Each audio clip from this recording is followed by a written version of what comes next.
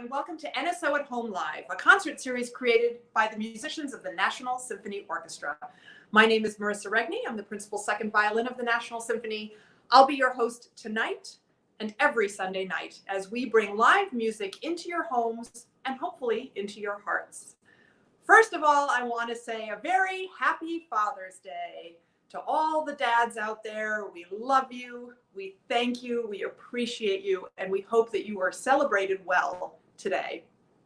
And of course, we want to thank all of you, our viewers, for tuning in every week and for spreading the word about our show to your family and friends and neighbors. We've got quite a great following, so we are so appreciative and thankful for that. And we have a great show planned for tonight.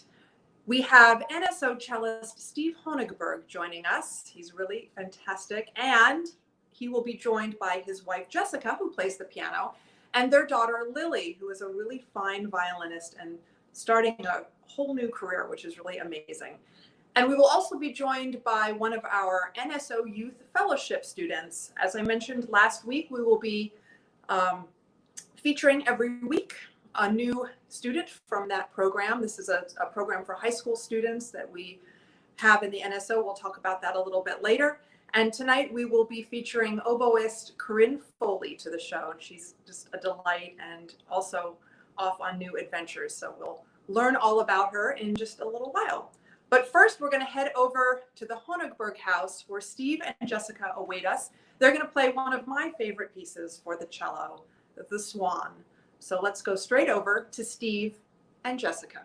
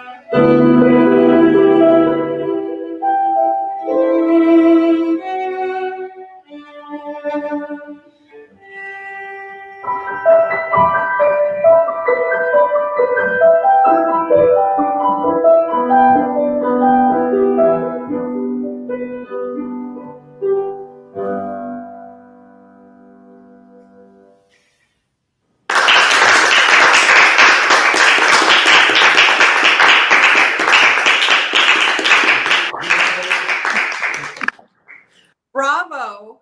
And thank you so much. Welcome to the show. Welcome, Steve. Welcome, Jessica. Thank you. Happy Father's Day, Steve. Thank you, Marissa. Thank you. Nice to be here. Nice to be here. So great to see you. So great to see you guys, even if you're just a little speck. It's so nice to see you, and it's so great to hear you. It's nice to make music. Yeah. Once again.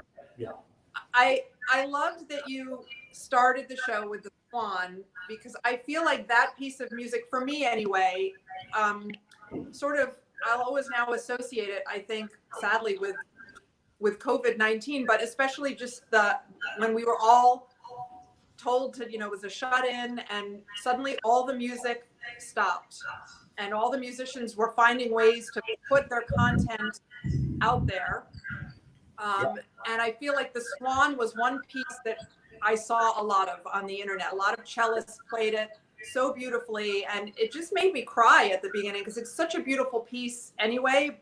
But for me, it was so cathartic just to hear it and realize that we couldn't do what we do day in and day out. So it made me realize, Marissa, how many different types of swans there are out there. So many different ones. Yeah. There was even the one where the person used the toilet paper. Did you see that one? I did. Yeah. Toilet paper, of course, was a hot commodity back then. But thank you so much. It was so beautiful. Sure. And I know you're going to play some Bach first, but before you do that, I want to talk to Jessica a little bit before she goes off, Sure. because you're doing so many amazing things. Besides, you're of course a performer and you're a teacher. You teach piano, but you also started a concert series called 28 Chairs, and I want you to tell everybody about that.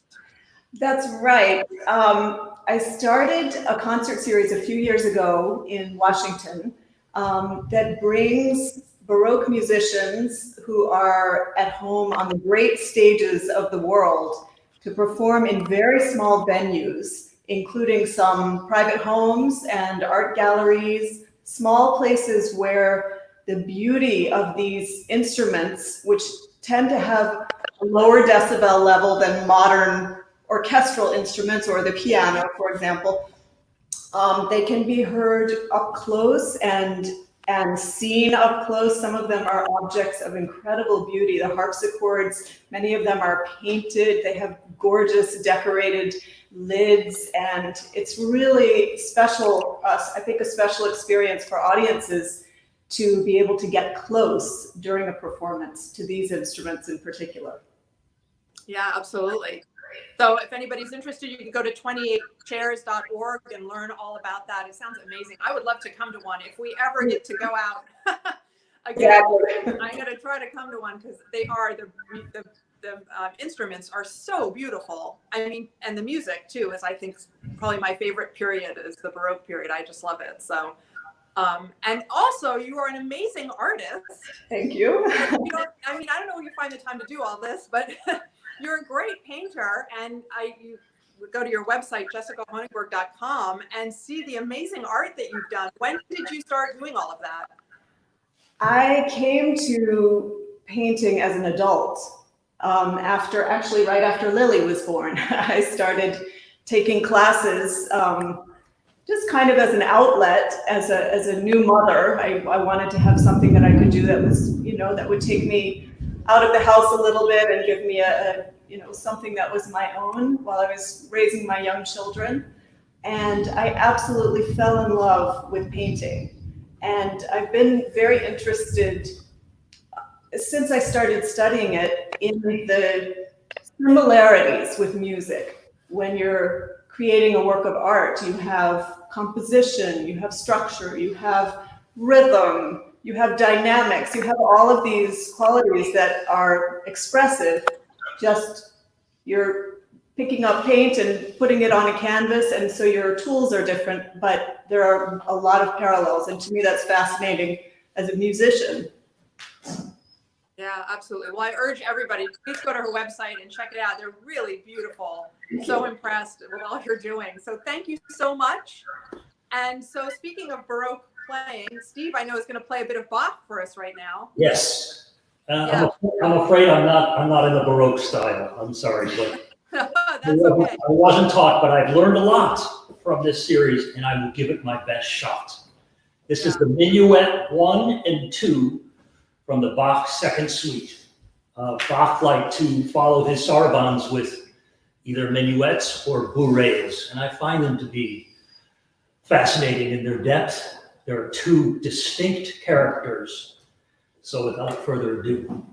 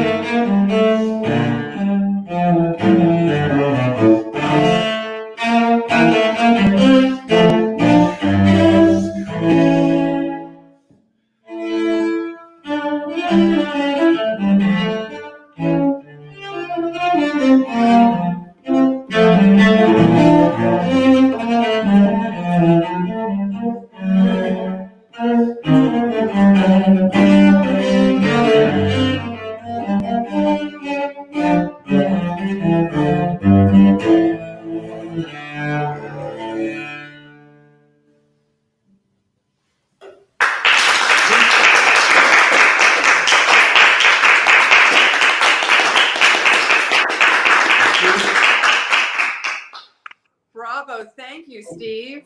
Thank you. That was amazing. Thank you. I wanted to tell everybody because not only are you an accomplished cellist and that you play so much chamber music and you're so active, always doing chamber music, you're also a published author. Well, Yeah. I have one book. Hey, that's more than I have. That's a huge accomplishment. So I want you to tell everybody about it because that's Well, amazing. interestingly enough, my teacher is about my teacher, Leonard Rose, who was born during a pandemic, 1918, in Washington, D.C.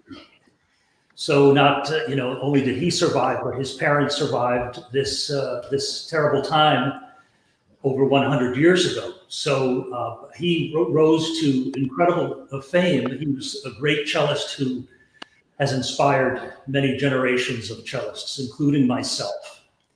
And he was my idol, and I had a chance to study with him at the Juilliard School from 1979 to 1984. I was part of his final class. He passed away in the fall of 1984.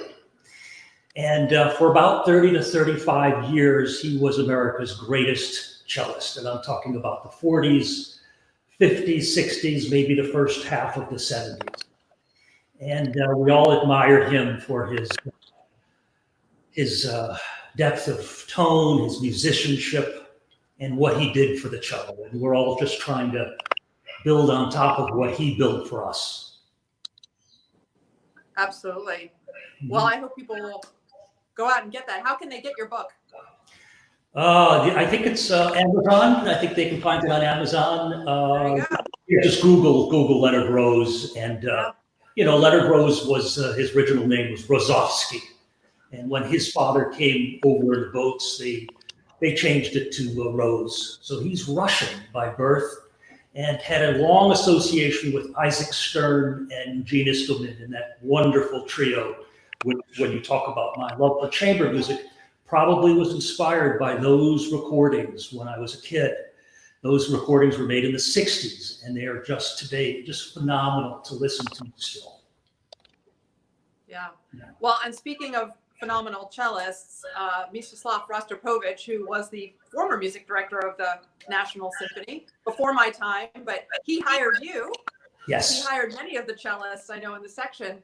And this next piece you're about to play has a connection to him. So I want you to tell us about that. Okay, this is called Strophe by Dutilleux, Henri Dutilleux, in the great French tradition of Ravel and Debussy and Messiaen.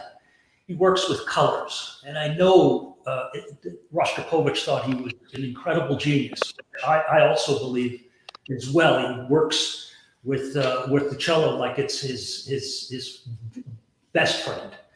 And this was commissioned by Rostropovich in 1976 for Paul Socker's 60th birthday celebration. And who was Paul Socker commissioned works when he was younger, including Bartók, Stravinsky, Prokofiev, you name it. And so this is a piece called Strophe. And what's interesting about this piece, and I better start to tune down, is that it uses scordatura tuning. It's an Italian word meaning mistuning, deliberate mistuning. So what he does is he moves the G string down to an F sharp and a C down to a B flat. I don't think that's B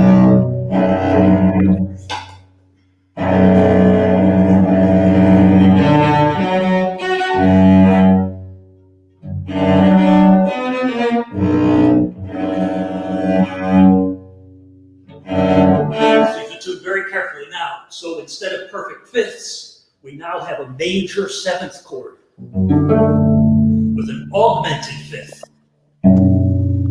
So it's a very colorful piece. It's very short. It's called Strophe, and it's by Henri Dutilleux. Can't wait. Take it away. Okay.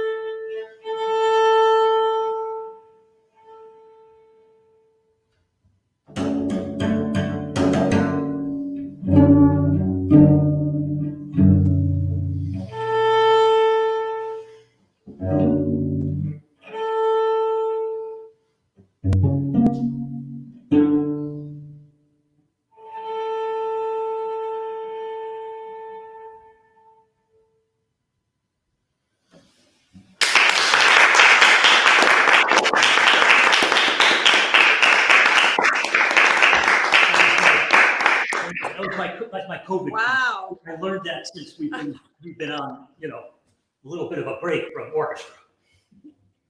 Yeah, Okay. that's amazing. I love hearing that compared to the Swan, because the Swan shows, of course, all the lyrical properties of the cello, and that piece showed all the different things the instrument is capable of.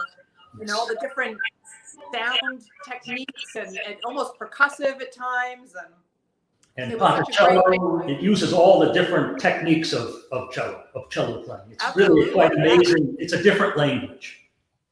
It's amazing. So that was your COVID project. So far. Check it off the list. So we want to welcome now your daughter, Lily, to the show. Hey, Lily. Hi. So Lily, you just graduated with your master's degree from New England Conservatory. And this is such an interesting degree. It's called Contemporary Improvisation, which is something that did not exist when I was in school. So tell us a little bit about what that entails.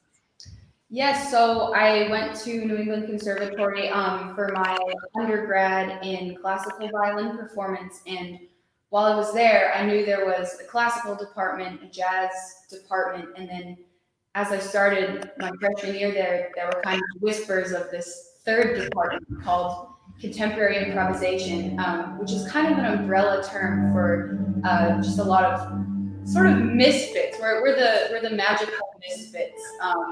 So it's really whatever you want to do. There's a big focus on learning by ear and ear training, and a lot of listening, deep listening, a lot of transcription. And we get to take it from there. So I focused a lot on fiddle music, which you'll hear at the end of our program today. But yeah, so I was really excited when I could, instead of having one foot in classical and one foot in contemporary improvisation, I was able to do a full degree, a master's degree in contemporary improvisation. It's amazing. Really, I'm so looking forward to the fiddle music that you're going to play at the end of the show. But right now you're going to play some duos with your father, which is perfect for Father's Day. Yes. And talking about folk music, this is by Bela Bartók, who was so intrigued by folk melodies and would travel the countryside with a big tape recorder and record folk tunes and folk melodies from all these different villages. And so you're going to play a collection of Hungarian melodies. Is that correct? Yes. Yeah. Yeah. So, yeah, looking forward to it. Take it away.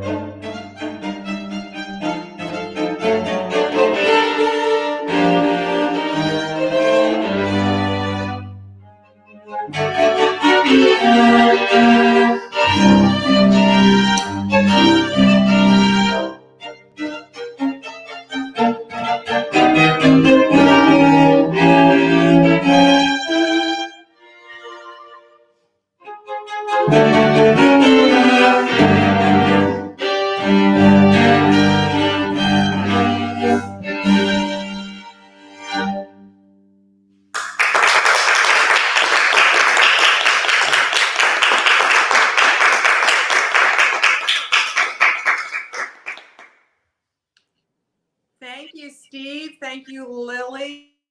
So beautiful. And we will be back with the Honigbergs in a little while. But first, I want to remind everyone you can follow us on Facebook, Instagram, and YouTube. On Facebook, we are the NSO Musicians. On YouTube, also NSO Musicians. And if you follow us on Instagram, it's NSO_musicians. We're always posting new content, new videos, pictures, intros, things that we've been working on. And so we urge you to check all of that out if you haven't already. And while you're there, you can, of course, see all of the past shows that we have done. This is our 8th NSO at Home Live, hard to believe. So if you've missed the previous 7, you can check those out on all of those platforms as well. Well, not on Instagram, but on YouTube and Facebook. So please check us out, subscribe to our channels. We would love for you all to see what we are doing while we've been at home and away from the Kennedy Center. 2 of the things that you can look out for when you're on those sites as well is a declassified concert. These are concerts we do with the symphony and are hosted by Ben Folds. So he recently put together a program and is hosting it actually remotely from Australia. That was posted yesterday. So please be on the lookout for the declassified program. You can find that also on the Kennedy Center Facebook page. And I encourage you this Friday, June 26th at 4 p.m. to tune in to the Kennedy Center Facebook page to see some more NSO musicians playing. This will be Assistant Concertmaster Ricardo Cincinnati's, his wife, Claire Eichhorn, who is a wonderful clarinetist, and NSO percussionist Scott Christian will all be performing. That's this Friday, June 26th at 4 p.m. Kennedy Center Couch Concerts. So look them up on YouTube and Facebook. You won't want to miss that.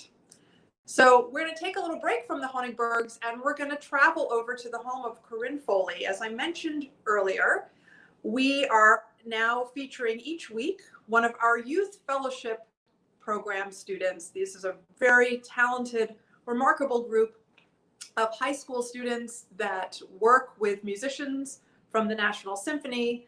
And here to tell us more about that is Jamie Roberts, who happens to be Corinne's teacher in the program. So we're going to head over and talk with Jamie for just a minute. Oh, there she is. Hi, Jamie. Hi, Marissa. So good to see you. I should also mention to everybody, not only are you a great teacher and a wonderful oboist, but you are one of the producers of this show. And you also post all of the material onto social media that the orchestra is doing. And I don't know where we would be without you, quite frankly. You are a marvel. So thank you for everything that you have done to keep our institution alive during this shut-in period. Yeah. Well, it's great. I mean, I wish I was on stage, but it's so nice to see you. And it's been so nice to see all of my colleagues in their home environments, and just it's inspiring. So yeah. And also I should tell everyone to when you go on to our platforms and check out all the little videos, there's a wonderful video that you did about how you make reeds and just that process of making an oboe reed, which is extraordinary. And I don't think people realize how tough and time consuming that is. So it's a great video. I loved watching it. So I hope people will check it out. yeah, we'll tell you all about it. So So you have been teaching in our youth fellowship program for how many years now? I think 5. Mm-hmm. And I started with Corinne. And she's an amazing student, dedicated, comes to almost every single NSO concert. And I do a lot of chamber concerts around DC, and I won't tell her about them, but she'll be there at every concert. So she's really dedicated, and I'm really proud of her. I'm sad that she's going to be leaving, but she's going to New England Conservatory of Music, where I went for my master's, and studying with some of my 2 favorite teachers of all time, John Ferrillo and Anne Gabriel. So yeah, it will be good. Yeah. Tough though to see her go, right? Oh, yeah. And set your baby free. That's hard. I know. Yeah. And I mean, I could be frustrated with making reeds, but when her lesson starts, she puts me in a great mood because she's just so creative and so hardworking. So yeah, I'll be sad, but it'll be good.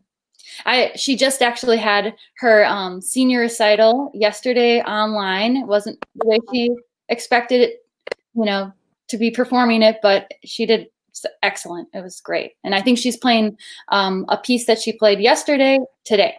So amazing. Well, I urge everyone to check out the Youth Fellowship Program, all that we're doing. You can go to kennedy-center.org/NSO.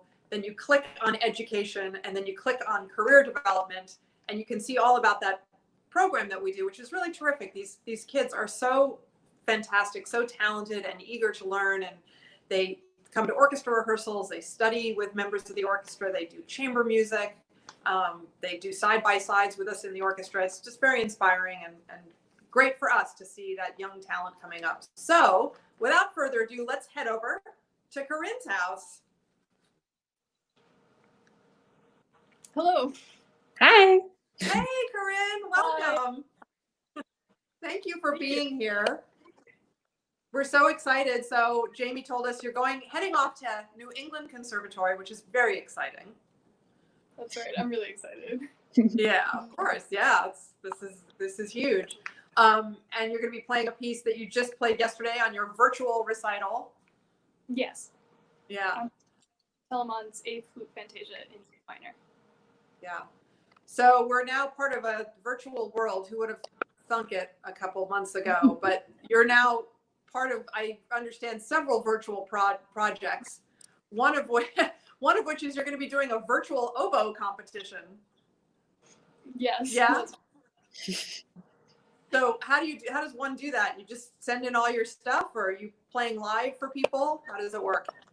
You send in videos, and all of the music for the competition is unaccompanied oboe music. So Wow. I didn't know there was a lot of, is there a lot of unaccompanied oboe music? not a whole lot, but more than I thought there was. Learning. Yes, we're all learning amazing things. And you also are a part of this incredible group called the National Youth Orchestra that was started by Carnegie Hall. And can you tell us a little bit about that? Yeah, so the National Youth Orchestra is a summer orchestra, and every summer they go on tour to a different part of the world. And this year I got in, and we were going to go around North America. Of course, that was canceled, but they are still doing virtual programming. We're doing virtual orchestra performance and master classes with the faculty at NYO.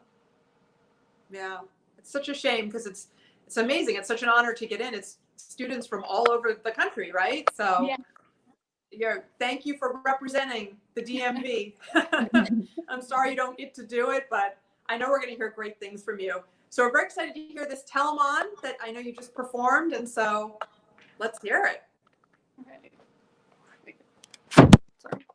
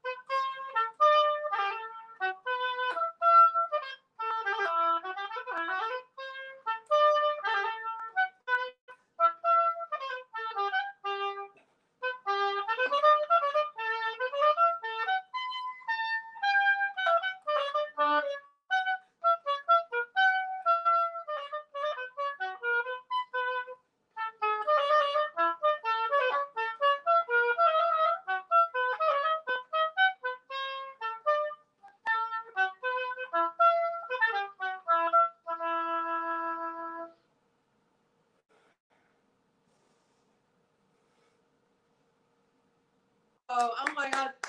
Thank you so much, Corinne. That was outstanding. Really, you have such a bright future ahead of you. I know. And good luck to you with your competition and the summer, and best of luck to you at school. Just fabulous. Thank you. Thank you. Thanks so much for being with us. Amazing. So next week, we will be back again, Sunday, 7 o'clock. We will be joined by another Youth Fellowship student, Alexander Sue, who is a wonderful pianist, studies with Lisa Emmenheiser, who was one of our musicians last week. And we will also be joined by NSO violinist Wan-Jin Lee and 2 cellists from our section, Eugenia Chang and Britton Riley. So please join us next week for that. NSO at Home Live, 7 p.m. Sunday. We're going to head back to the Honigberg house. They're going to play a bit of Mendelssohn, one of my favorite composers. So excited. So let's head back over to the Honigbergs for a movement from a Mendelssohn piano trio.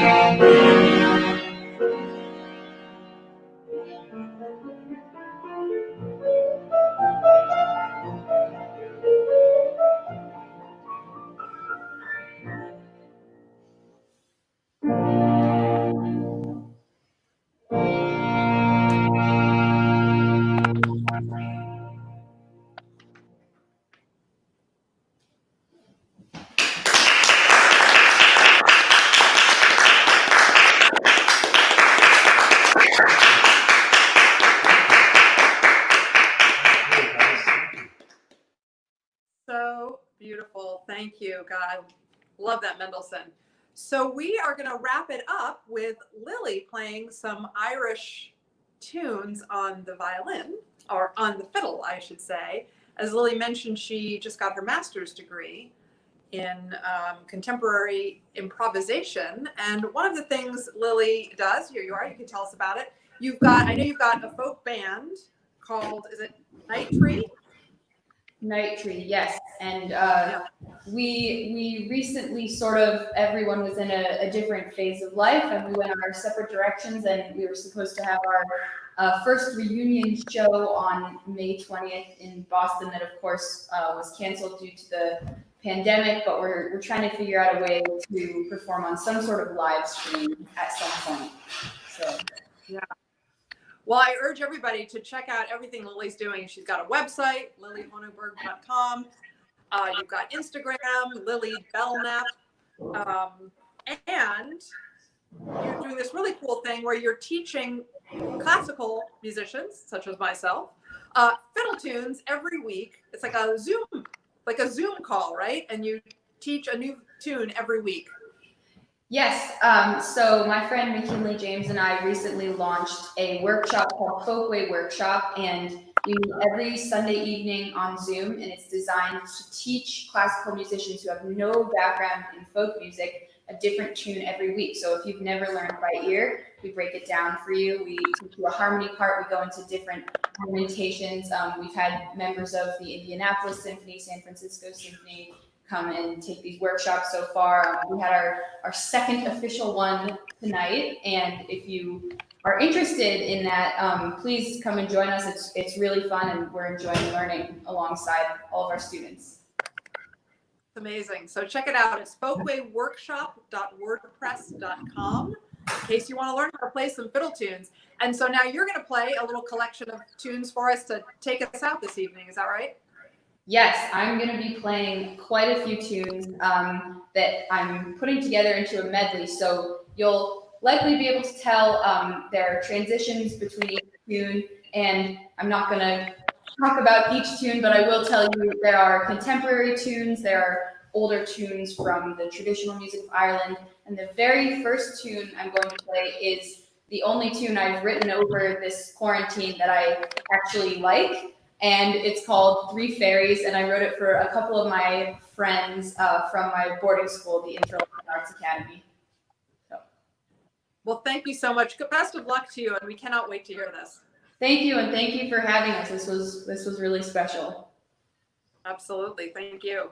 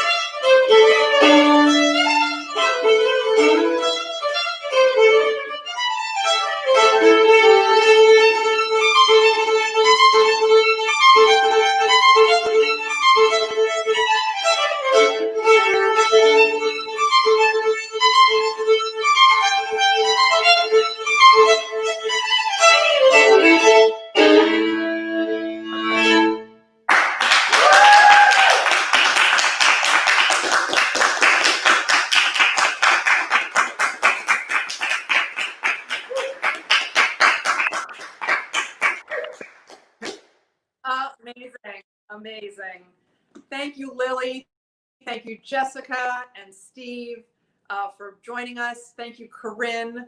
And I know that Corinne and Jessica and Lily both have amazing futures ahead of them. They're both so wildly talented. It's just really inspiring. So thank you all for joining us. And thank you for joining us this evening. Please come back and be with us again next week at 7 p.m. for violinist Wan Jin Lee and cellists Eugenia Chang and Britton Riley. It'll be a lot of fun. I want to thank our producers, Bob Reardon and Jamie Roberts, for all that they do to make this possible. I want to thank Thomas Baker for his beautiful artwork that he provided for this series. I want to thank Sophie Edwards for doing my lighting and camera setup every week on cue. Thank you to her. And thanks to all of you for being with us. Have a wonderful week.